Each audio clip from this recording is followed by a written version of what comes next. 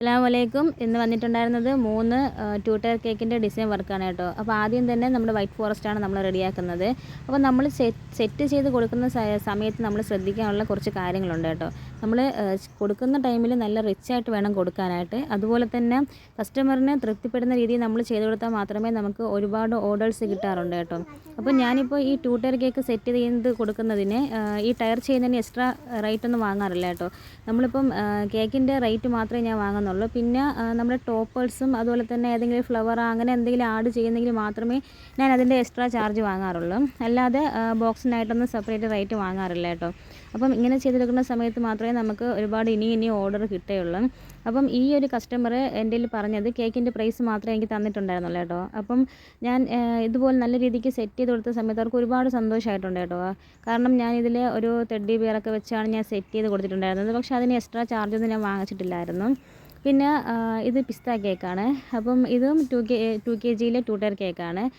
ഈ കാണുന്നത് നമ്മുടെ ബ്ലാക്ക് ഫോറസ്റ്റ് കേക്കാണ് കേട്ടോ. അപ്പം ഈ ഒരു കസ്റ്റമർ എൻ്റെ അടുത്ത് പറഞ്ഞത് മോളുടെ ഫസ്റ്റ് ബർത്ത്ഡേ ആണ്. പക്ഷേ ടു ടയർ കേക്കിനായിരുന്നു ആഗ്രഹം. പക്ഷേ ബഡ്ജറ്റ് കുറവായതുകൊണ്ട് സാധാ രീതിയിൽ ചെയ്ത് തന്നാൽ മതിയെന്ന് പറഞ്ഞിട്ടുണ്ടായിരുന്നു കേട്ടോ. അപ്പോൾ എന്തായാലും കുഞ്ഞിൻ്റെ ഫസ്റ്റ് ബർത്ത്ഡേ അല്ലേ. അപ്പോൾ നമ്മൾ ഹോം ബേക്കേഴ്സൊന്നും അങ്ങനെ വെറുതെ വിടാറില്ലല്ലോ. അപ്പോൾ അതുകൊണ്ട് തന്നെ ഞാൻ എന്ത് ചെയ്തെന്ന് വെച്ചാൽ 2 kg ആ ഒരു ബാറ്റർ റെഡിയാക്കി എടുത്തിട്ട് അതിനെ 2 ടയറായിട്ട് സെറ്റ് ചെയ്ത് അതിൻ്റെ മുകളിൽ നമ്മുടെ ഫോണ്ടൻ്റ് വർക്കിലെ ചെറിയൊരു ടെഡ്ഡി ബിയറും അതുപോലെ തന്നെ സൈഡിലൊക്കെ ജസ്റ്റ് ഒരു ഡിസൈൻ വർക്ക് ചെയ്തെടുക്കുന്നുണ്ട് കേട്ടോ. അപ്പോൾ ഈ ഒരു ടൈമിൽ കസ്റ്റമർ ഈ 2 ടയർ കേക്ക് കണ്ടപ്പോഴത്തേക്ക് ഒരുപാട് തന്നെ അങ്ങ് സന്തോഷമായി കേട്ടോ.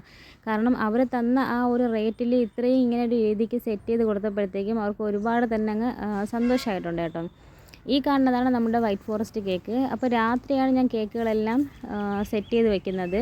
രാവിലെയാണ് ബാക്കിയുള്ള പരിപാടിയൊക്കെ സ്റ്റാക്കിങ്ങും അതുപോലെ തന്നെ നമ്മുടെ ഡിസൈൻ വർക്കൊക്കെ.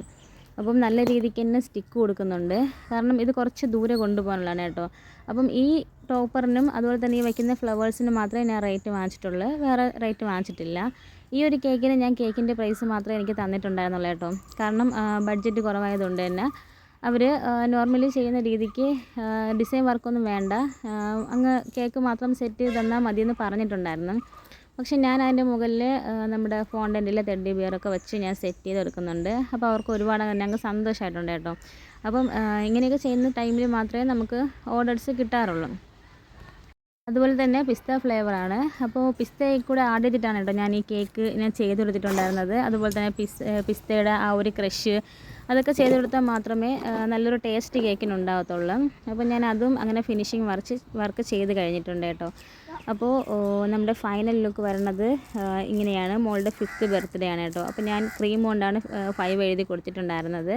പിന്നെ ഇതാണ് ഞാൻ പറഞ്ഞിട്ടുണ്ടായിരുന്ന ഫസ്റ്റ് ബർത്ത്ഡേയുടെ കേക്ക് കേട്ടോ. അപ്പോൾ കേക്കിൻ്റെ വർക്കുകളൊക്കെ ഇഷ്ടപ്പെട്ടാൽ മറക്കാതെ തന്നെ നമ്മുടെ ചാനൽ സബ്സ്ക്രൈബ് ചെയ്യണം. ലൈക്ക് ചെയ്ത് ഷെയർ ചെയ്ത് നിങ്ങളെല്ലാവരും ഒന്ന് സബ്സ്ക്രൈബ് ചെയ്ത് നമ്മളെ ഒന്ന് സപ്പോർട്ട് ചെയ്യണം കേട്ടോ.